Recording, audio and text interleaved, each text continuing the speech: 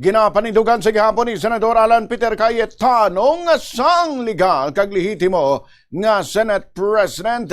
Ining pahayag ni Cayetano kasunod sa natabo sa Senado sa din nagdeklara sang quorum mga senador nga nagtambong sa sesyon kag nagpadigayon sa mga pagbago sa liderato kag mga komitiba.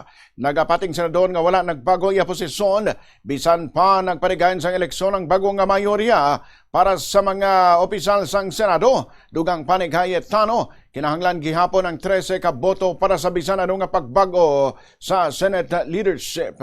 Ginakwestiyon man niya mga tikang sa iya nga kaupdanan nga senador. Yari pamatian, kaglantawon naton si Senate President Alan Peter Cayetano. Committee, I am still the legitimate, legal, moral Senate President of the Republic of the Philippines. There is still functioning committees. We have to hear the testimonies. Invited po, pati po yung mga gumawa ng illegal. You can try to stop us, but you will be stopping the Filipino people. So sa ating mga kababayan who wants to pray or have a prayer vigil sa Senado, pumunta po kayo. Pag hindi po kami pinapasok, de sama-sama na po tayo outside Dakulambo.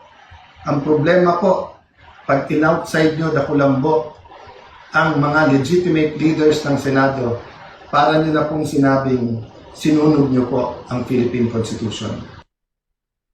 Si Senate President Alan Peter Cayetano na ibaluan nga nadayon ang sesyon kasunod sang pag-abot sang 12 ka mga senador nga among nagkompleto sang quorum. Ang sesyon ginlakipan sang 11 ka mga miyembro sang minority bloc.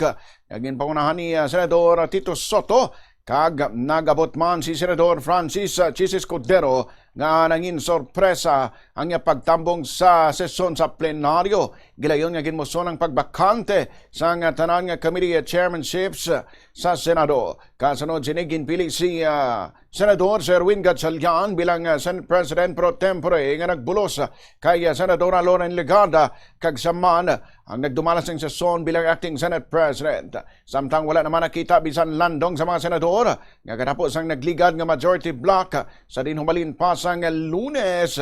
Wala sila nakasulod sa plenaryo para sa mga sesyon sang Senado. Yari balikan naton ang natabo sa plenaryo sang Senado kahapon sang hapon. Congress is hereby called to order.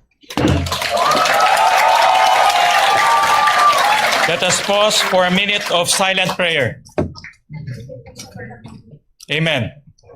Amen. The Secretary will call the roll.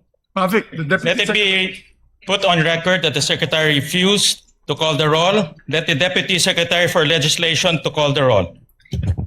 Roll call of members. The Honorable Senators Aquino, Cayetano Pia, De La Rosa, Ejercito, Escudero, Estrada, Gatchalian, Go, Hontiveros, Lacson, Lapid, Legarda, Marcoleta, Marcos, Padilla, Pangilinan, Soto, Tulfo Erwin, Tulfo Rafi, Villanueva, Villar Camille, Villar Mark, Zubiri, Senate President Cayetano Alan. With 12 senators present, the chair declares a quorum.